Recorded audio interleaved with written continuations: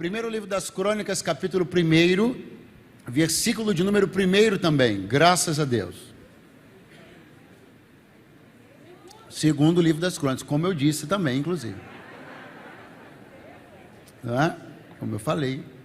Segundo livro das Crônicas, capítulo 1. Aqui, ó, bem aqui na frente, aqui também quero fazer menção da minha família, que está aqui presente, da esquerda para a direita. Elson, meu cunhado, Elaine, minha cunhada, Luciane, minha sogra, tá bom? Então, bem aqui na frente, Deus seja louvado. Então, logo aqui na frente, me fiscalizando aqui. Bota a câmera neles para ver se é verdade a minha vida. Glória a Deus.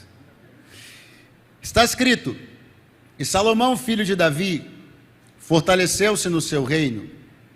O Senhor, seu Deus, era com ele, e o engrandeceu sobremaneira. E falou Salomão a todo Israel, aos capitães de 1000 e de 100, aos juízes e a todos os governadores em todo Israel, chefes das famílias. E foi Salomão e toda a congregação com ele, ao alto que estava em Gibeon, porque ali estava a tenda da congregação de Deus, que Moisés, servo do Senhor, tinha feito no deserto. Verso de número 6. E Salomão ofereceu ali sacrifícios perante o Senhor, sobre o altar de cobre, que estava na tenda da congregação, e ofereceu sobre ele 1000 holocaustos. Naquela mesma noite, Deus apareceu a Salomão e disse-lhe: pede o que queres que eu te dê. Quantos podem dizer amém esta noite?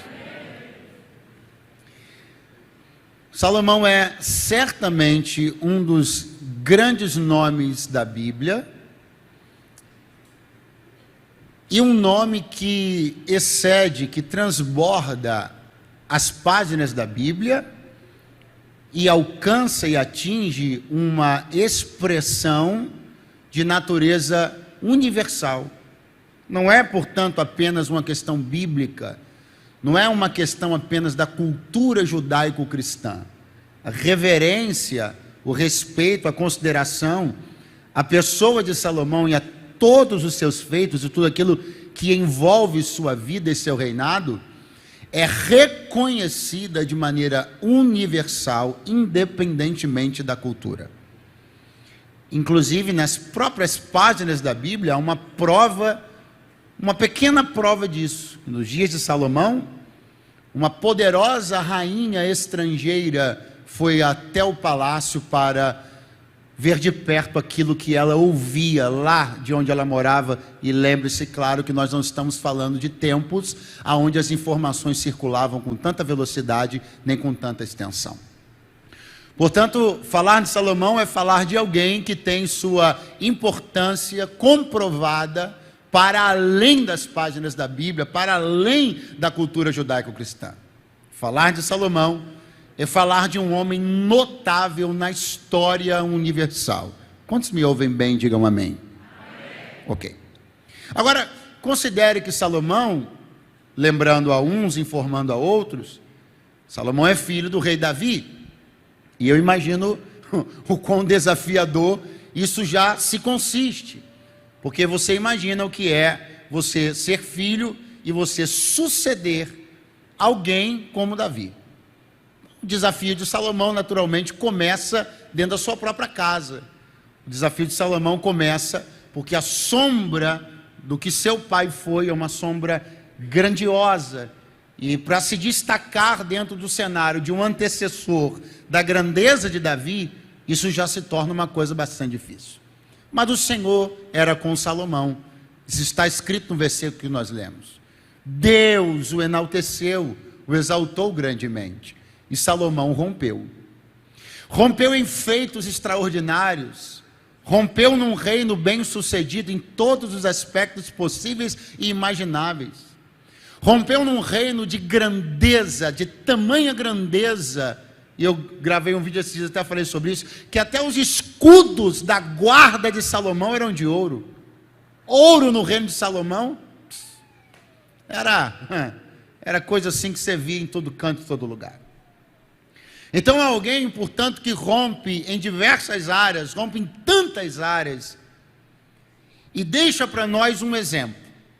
Mas o que eu quero que você considere sobretudo, é que eu fui ministrado por Deus a respeito de algo, na verdade é uma coisa muito simples, mas que é sempre bom a gente se lembrar.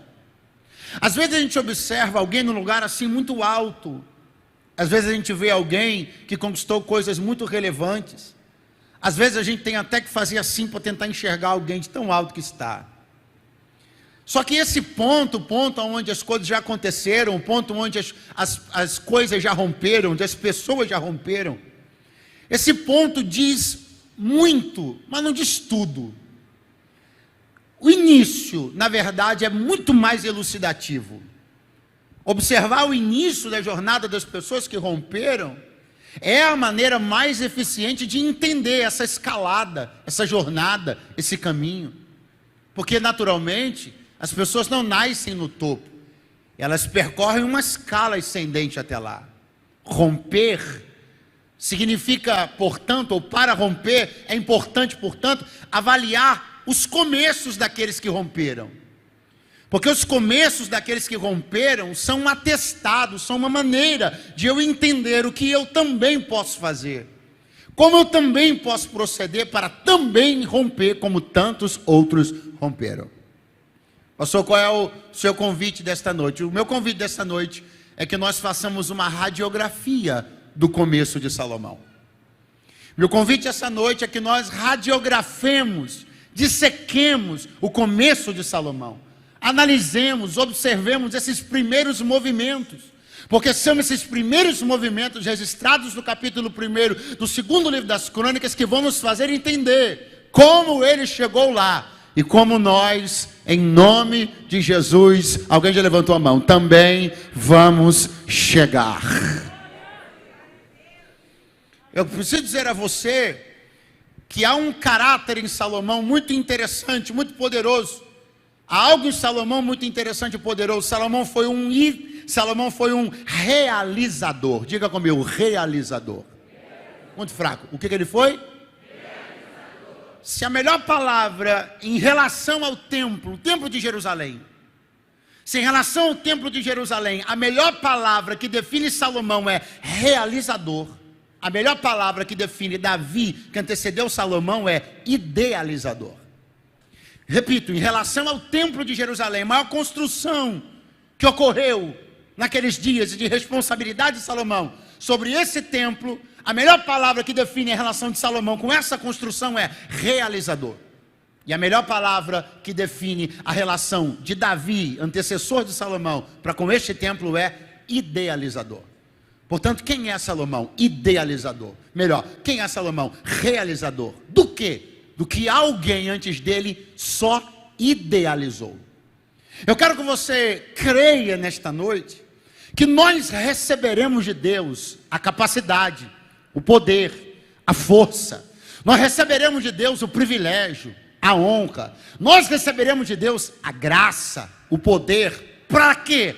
Para realizar algumas coisas que até anos ou décadas atrás somente ocorriam, existiam no imaginário dos idealizadores. Alguns idealizaram, mas nós vamos realizar.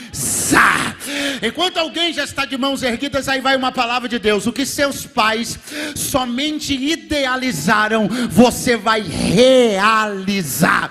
O que seus avós apenas puderam idealizar, você vai realizar.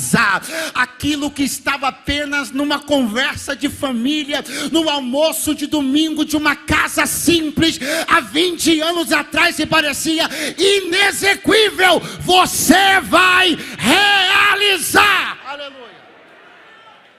Oh, glória a Deus. Eu estou profetizando que a conversa dos seus pais na cama antes de dormir, falando sobre coisas que pareciam distantes e impossíveis, você vai realizar. Eu estou profetizando que coisas que foram rabiscadas em papéis e engavetadas porque alguém pensou que nunca seria viável fazer, você vai realizar. Muitos idealizaram, nós realizaremos. Muitos sonharam, nós realizaremos. Muitos só puderam chegar na esfera do desejo e da vontade, mas nós vamos arregaçar as mangas e vamos fazer acontecer. Quantos acreditam nesta palavra? Libera um grito de aleluia nesta noite. Realizar. O que Davi fez? Idealizou. O que Salomão fez? Realizou. Como ocorre essa realização? Como ocorre este romper? O que ele fez? Quem ele foi? Como agiu? Atente para o versículo 1. Nós lemos juntos. Vou repetir para você. Melhor o versículo 2. E Salomão falou. Diga comigo, falou. Não, você pode fazer melhor. Diga, falou. E falou Salomão a todo Israel, aos capitães de 1000, de 100, aos juízes e a todos os governadores em todo Israel, chefe das famílias. Ele falou. Verso de número 2. E foi Salomão e toda a congregação com ele. No verso 2 ele fala, no verso 3 ele vai. No verso 2 ele demonstra voz de comando, no verso 3 ele arrasta no exemplo. Eu quero que você compreenda que Salomão, estando onde estava, gozando da autoridade que gozava, Salomão, no uso das prerrogativas de primeiro mandatário da nação, ele poderia reunir todo mundo e dizer para todos eles, vão ao altar, e eles iriam. Ele poderia reunir o povo inteiro e dizer para eles, vão sacrificar, e eles sacrificariam. Ele poderia reunir todo mundo e dizer para eles, vão à tenda da congregação, e eles iriam. E Salomão poderia ficar no mesmo lugar. Ele poderia ter experimentado o que é ter uma voz ouvida, mas ele preferiu experimentar o que é ter um exemplo seguido. Você quer romper? Faça com que seus discursos de ordem se transformem em poder de exemplo. Você quer romper? Em vez de você testar a autoridade da sua voz, teste a autoridade do seu exemplo. Não mande fazer, vai e faça também. Você quer que os seus filhos orem? Dobre os joelhos e ore junto com eles também. Você quer que eles sejam alunos da escola dominical? Levante-se domingo de manhã e venha com eles também. Não se rompe só na voz do comando, se rompe no poder do exemplo. Eu não vim falar a um povo apenas de discursos. Eu não vim falar a um povo de bravatas. Eu não vim falar a um povo de discursos acalorados. Eu vim falar a um povo que vai contagiar uma sociedade, uma geração, no poder de um exemplo. Eu não vou mandar ir, eu vou também. Eu não vou mandar fazer, eu vou fazer também. Eu não vou mandar alguém vir ao altar, eu serei o primeiro a estar aqui. Eu vou arrastar na força do exemplo.